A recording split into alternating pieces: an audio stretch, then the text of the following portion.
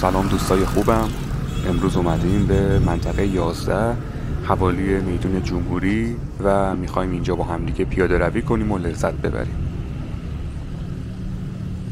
قبل از هر چیز ازتون خیلی ممنونم که این ویدیو رو برای دیدن انتخاب کردید. اگه از این مدل ویدیوها خوشتون میاد ممنون میشم که کانال ما رو سابسکرایب کنید و این ویدیو رو لایک کنید. این کار به ما خیلی انگیزه میده و ممنون از اینکه ما رو حمایت میکنید. ما الان داخل خیابون جمهوری هستیم و به سمت میدون جمهوری داریم پیاده روی میکنیم. خیابون جمهوری و میدون جمهوری یکی از مناطق مهم و قدیمی تهرانه. از نظر موقعیت جغرافیایی میتونم بگم که تو مرکز تهران الان ما قرار داریم. خیابون جمهوری که بعداً یک ویدیو جداگانه‌ای ازش توی کانالم میذارم، یه خیابونی که بیشتر صنف‌ها رو میتونید شما داخلش ببینید. به عنوان مثال صنف صوتی و تصویری، صنف پوشاک و موارد دیگه که بعداً توی ویدیو جداگانه‌ای از اون مناطق، چون بالاخره خیابون جمهوری یه خیابون خیلی طولانی هستش، یه ویدیو جداگانه‌ای میگیرم. میدون جمهوری هم دسترسی خیلی خوبی داره.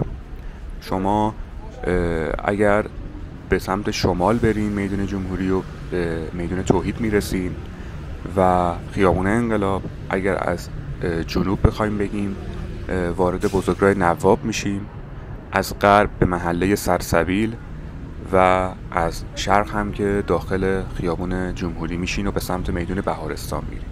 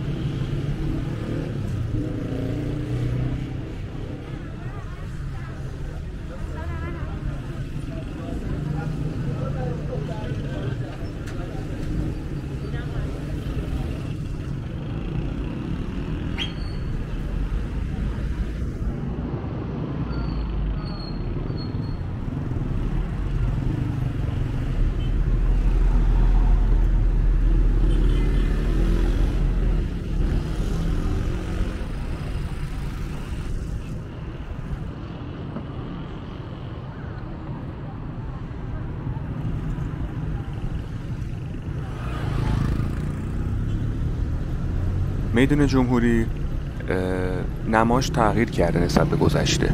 حالا کسایی که قبلا شاید هولوش 10 سال پیش قبلتر این میدون رو دیده باشن متوجه میشن که کلا این میدون نماش تغییر کرده. قبلا یه تقریبا حوض مانندی وسط این میدون بود و چند تا هم صندلی هم اینجا دور این میدون بود که مردم میتونستن اینجا بیان و بشینن.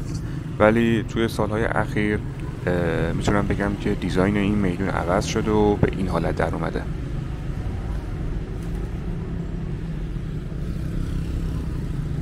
این هم خط بیارتی پارکوی ترمینال جنوب هست که شما میتونید به راحتی سوار این خط بیارتی بشین و از اینجا به سمت پارکوی و از جنوب هم به سمت ترمینال جنوب برید.